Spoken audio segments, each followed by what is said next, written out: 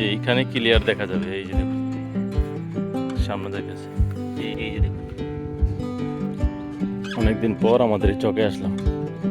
মাশাআল্লাহ ধানগুলো দেখতেই পাচ্ছেন যে কত সুন্দরভাবে সুন্দর দেখা যাচ্ছে, একদম বড় হয়ে গেছে। আর চারদিকটা কীরকম সবুজ আর সবুজ।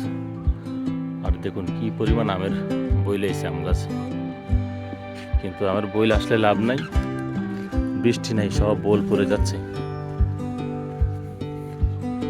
তবে এই সবাই দেখুন জমিতে সার ওষুধ দিছে। ওই যে আমাদের এক জ্যাঠা সম্পর্কে হয়, উনি জমিতে সার দিয়ে দেখুন বল হাতে নিয়ে যাচ্ছে। আসলে এখন জমির আগাছাগুলো বাঁচবে, তারপর মানুষ বেছে এখানে সার ওষুধ দিবে। তবে আমিও যাইতেছি যে আমাদের জমিটার কাছে। দেখুন দেখতে কত দারুণ লাগতেছে, একদম যেদিকে তাকাই সব দিকেই সবুজ আর সবুজ।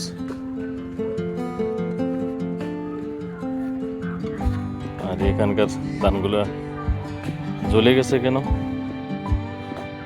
এখানে মনে হয় কোনো সমস্যা হয়েছে জমিটাতে। ওরে অনেক মাছ তো, ছোট ছোট কত মাছ।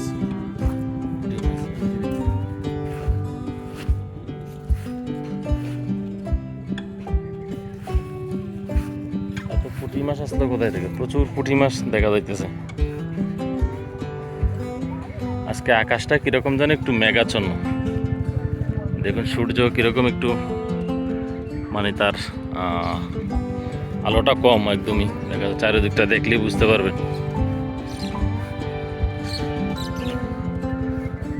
তবে অন্যান্য দিনের তুলনায় আজকে তাপমাত্রা কম, একদম কয়েকদিন ধরে এরকম হচ্ছে আর কি।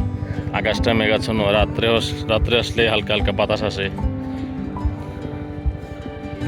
দেখুন কত শামুক, এই যে দেখুন এগুলো সব শামুক। হাঁস নাই, হাঁস থাকলে এগুলো খেয়ে ফেলতো, কারণ এখন তো ওষুধ দিছে জমিতে। ওষুধ দেওয়ার পরে এই যে দেখুন এখানে ব্যাগ রেখে দিছে, এই যে এখানে এগুলো সব ওষুধের প্যাকেট। ওষুধ দেওয়ার পরে ভাবে কূপে রাখছে যাতে বুঝতে পারে যে এই জমিতে ওষুধ দিছে।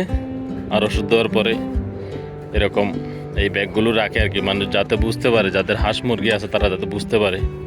আর দেখতেই পাচ্ছি যে ওই জায়গাটা দেখাইলাম যে প্রচুর শামুক। যদি হাঁস থাকতো তাইলে মনে হয় খেয়ে ফেলতো।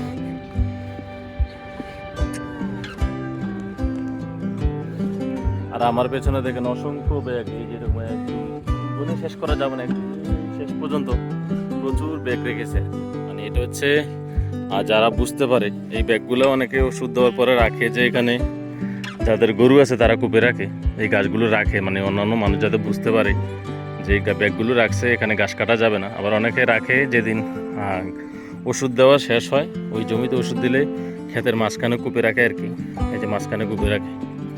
তো তখন আর কি যাদের হাঁস মুরগি আছে, যেমন এখানে একটা বাড়ি আছে, যেমন তারা বুঝতে পারে যাদের হাঁস মুরগি আছে, এবং তাদেরকে বলে দেওয়া হয় যে জমিতে ওষুধ দিয়েছে হাঁস মুরগি যাতে সারা না ছাড়ার জন্য আর কি। তবে জমিতে এবার প্রচুর আগাছা হয়েছে, দেখুন প্রচুর ঘাস হয়েছে, কি পরিমাণ ঘাস হয়েছে জমিতে। এত জমি বেছে করার পর অনেক বদলা নিয়ে জমি বাঁচছে, কিন্তু তারপরে দেখুন প্রচুর আগাছা হয়েছে। এখন আবার বদলা দিয়ে জমি বাঁচতে হবে। এই যে দেখুন এদিক থেকে ক্লিয়ার দেখা যাবে, এই গাছগুলো সবচেয়ে খারাপ। এই যেগুলো এগুলো সবসময় ধানের সাথে থাকে। এই যে অসংখ্য আগাছা, প্রচুর তুলফাও রয়েছে সাথে। তবে এই ক্যালানটাতে যখনই পানি ছাড়ে, নদী থেকে পানি ছাড়ে, তো ওই যে আমাদের সুইচ গেটের মাধ্যমে, তখন এই ক্যালান দিয়ে অনেক ছোট ছোট মাছ আছে।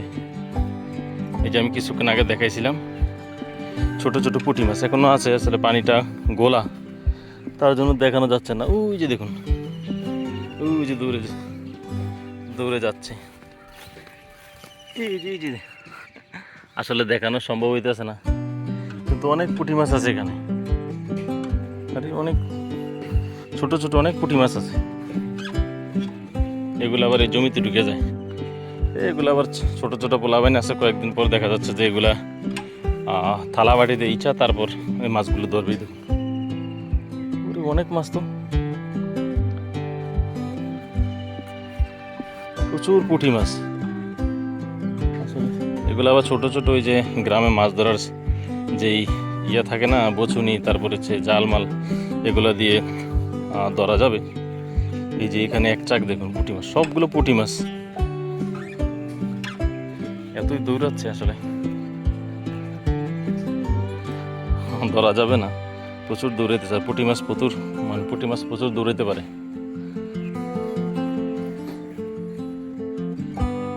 সামনে গেছে, সামনে চলে গেছে, এখানে নেই।